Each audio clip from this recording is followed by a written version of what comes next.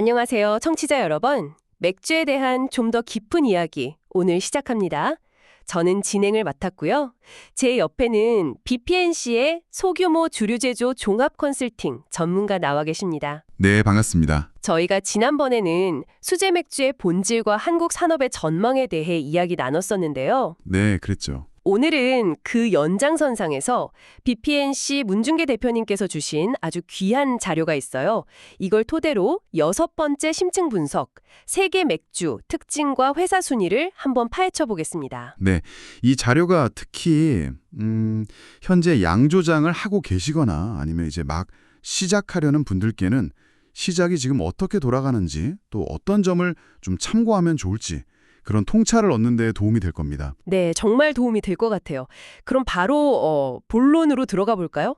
세계 맥주 시장 현황부터 좀 짚어주시죠. 이게 듣기로는 몇몇 회사가 시장을 거의 다 장악하고 있다면서요? 아, 네, 맞습니다. 이게 자료를 보면요. 전 세계 맥주 생산량의 약 63% 그 정도를 상위 10개 회사가 만들고 있어요. 63%요? 와, 10개 회사가요? 네, 특히 그중에서도 AB 인베브라고 여기가 정말 압도적입니다. 원래 벨기에 인베브가 있었는데 미국의 아노이저브시, 또 멕시코 코로나, 심지어 한국의 오비맥주까지 다 인수하고요. 아, 오비맥주도요? 네, 거기다가 2015년에는 당시 2위였던 사브밀러라는 회사까지 합병을 해버렸어요. 그러면서 이제 거의 맥주 업계의 거대 제국이 된 거죠. 이야, 진짜 10개 회사가 시장의 3분의 2 가까이라니 그 힘이 정말 어마어마하게 느껴지네요. 그럼 현재 상위 회사들 순위는 좀 어떻게 되나요? 이게 2017년 생산량 기준이긴 한데요. 그래도 시장의 큰 흐름을 보기에는 충분합니다. 1위는 방금 말씀드린 에비인베브, 점유율이 한 22.2% 정도 되고요. 22%. 네. 2위는 네덜란드의 하이네켄, 여기가 한 10.2%. 그리고 3위가 의외로 중국의 설화맥주입니다. 6.1% 정도 차지해요. 아, 중국 맥주가 3위군요. 네. 이런 거대 기업들이 딱 버티고 있으니까 사실 유통망이나 가격 경쟁 면에서 소규모 양조장들은 좀 차별화된 전략이 더 중요해질 수밖에 없죠. 그렇겠네요. 이런 공룡 같은 회사들 사이에서 각 나라를 대표하는 맥주들은 그럼 어떤 자기만의 색깔, 개성 같은 걸로 살아남고 있을까요? 맥주하면 역시 독일이니까 독일 맥주 예시부터 한번 들어주시죠. 독일하면 여러 스타일이 있지만 예를 들어 에르딩거 같은 바이스비어, 즉 밀맥주가 유명하죠. 아, 밀맥주. 네. 네, 그 특유의 좀 탁한 황금색에다가 바나나 같은 향도 나고 거품도 아주 풍성하고요. 근데 여기서 중요한 게 얘네는 전용잔 사용을 꼭 권장하거든요. 맞아요, 맞아요. 그 길쭉한 잔. 네, 그러니까 맥주 자체의 맛뿐만 아니라 이걸 어떻게 즐기는지 그 경험까지 같이 제공한다는 거죠. 이런 세심함이 어떻게 보면 브랜드 가치를 높이는 거고요. 아, 단순히 맛이 아니라 경험까지 디자인한다? 이것도 전략이군요. 벨기에 맥주도 굉장히 독특하기로 유명하잖아요. 맞습니다.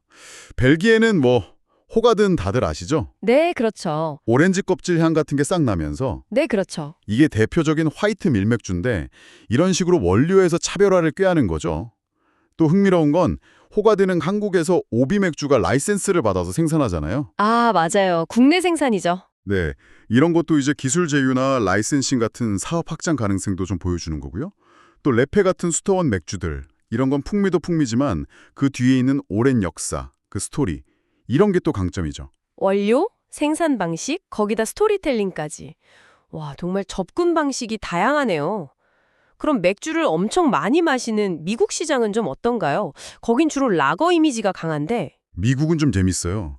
버드와이저처럼 정말 대중적인, 전 세계적으로 많이 팔리는 페일라거가 시장을 딱 잡고 있으면서도 동시에 세뮤엘 애덤스 같은 맥주도 공존하거든요. 아, 세뮤얼 애덤스. 크래프트 맥주 쪽이죠. 네, 그렇죠. 초기 크래프트 맥주 운동을 이끌었던 맥주인데 특유의 꽃향기, 소나무 향 같은 그런 향에다가 홈맛도 아주 강하고요. 그러니까 버드와이저 같은 대중적인 라거랑 세뮤엘 애덤스 같은 개성 강한 에일, 이 두 가지가 다 성공적으로 자리를 잡고 있는 거죠.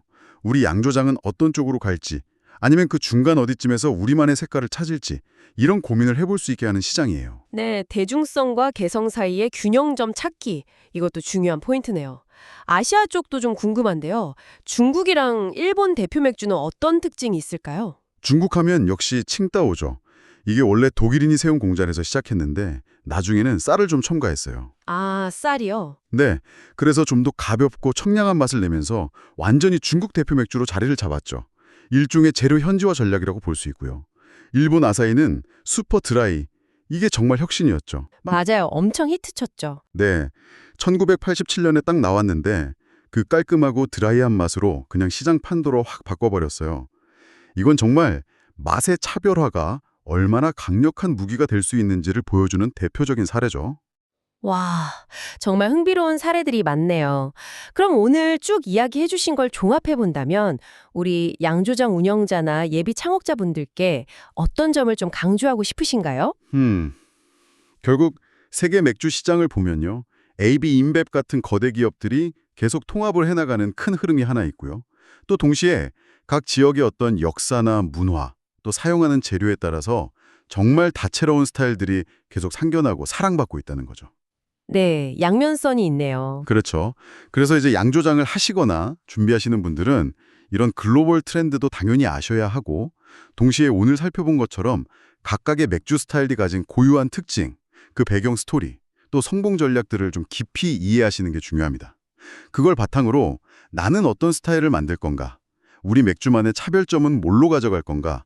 이런 고민을 하실 때 오늘 얘기 나눈 것들이 좋은 참고 자료가 될 수 있을 겁니다. 네, 정말 좋은 말씀 감사합니다. 오늘 저희가 준비한 세계 맥주 이야기는 여기까지입니다. 짧은 시간이었지만 청취자 여러분의 맥주에 대한 이해를 넓히고 또 양조장 운영이나 맥주 개발에 조금이나마 새로운 영감을 드렸기를 바랍니다. 네. 혹시 오늘 다룬 내용 외에도 더 자세한 정보나 뭐랄까 지속적인 맥주 산업 동향 같은 게 궁금하시다면요. BPNC 네이버 블로그가 있어요. 여기 꼭 한번 방문해 보세요. 정말 유용한 정보들이 가득합니다. 그리고 저희 BPNC에서 정기적으로 아주 알찬 내용의 뉴스레터도 보내드리고 있거든요. 이게 정말 도움이 많이 되실 텐데 저희가 댓글에 링크를 남겨드릴 테니까요. 그거 확인하셔서 꼭 구독 신청하시는 걸 강력 추천합니다. 네, 뉴스레터 저도 받아보는데 정말 좋아요. 강력 추천. 그리고 물론 저희 유튜브 채널 구독과 좋아요, 댓글, 알림 설정까지 해주시면 저희에게 큰 힘이 됩니다. 잊지 마시고요. 네, 부탁드립니다. 자, 그럼 마지막으로 청취자 여러분께 질문 하나 드리면서 마무리할까 합니다. 오늘 저희가 살펴본 다양한 세계 맥주의 특징들 그리고 그 성공 전략들 중에서요. 여러분의 양조장에서 이건 정말 주목할 만하다. 혹은 이런 건 한번 새롭게 시도해보고 싶다 하는 그런 아이디어가 있으셨나요? 한번 생각해 보시면 좋겠습니다. 저희는 다음 시간에 더 유익한 내용으로 돌아오겠습니다. 고맙습니다. 고맙습니다.